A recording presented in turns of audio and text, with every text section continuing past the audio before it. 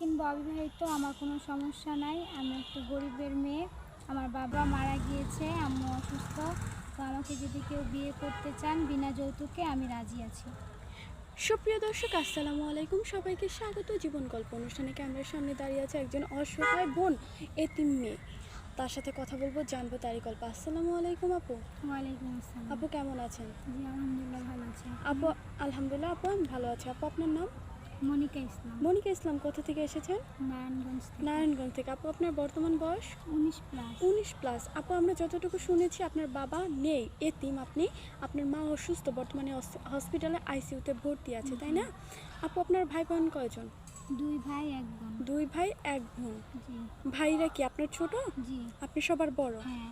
তো আপনার আম্মু অসুস্থ না? আপনার 19 বছর, বিয়ের বয়স হয়েছে। আশেপাশে থেকে বিয়ের ঘর আসে না? আসে, কিন্তু যৌতুকের জন্য বিয়ে করতে পারি না।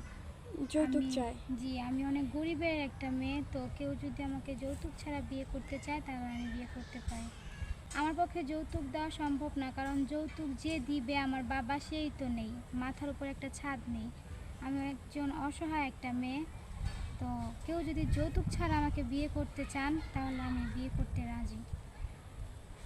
আপু আপনি তো অবিবাহিত, হ্যাঁ?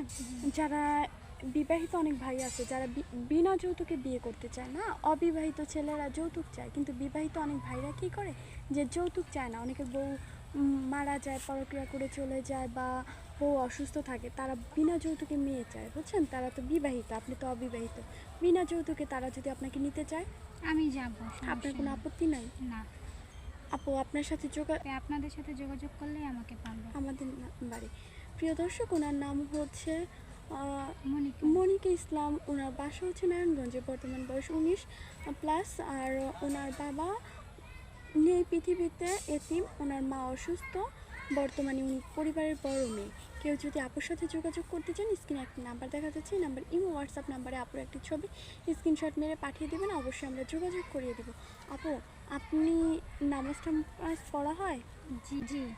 আপু বাংলা কতদূর পড়ার সুযোগ পেয়েছিলেন? এসএসসি পর্যন্ত পড়ি। এসএসসি পর্যন্ত পড়েছেন। আপু আপনার সাথে যোগাযোগ হয়ে আমার খুব ভালো লাগলো, আপনার সাথে কথা বলে। ভালো থাকবেন। আসসালামু আলাইকুম। ওয়ালাইকুম আসসালাম।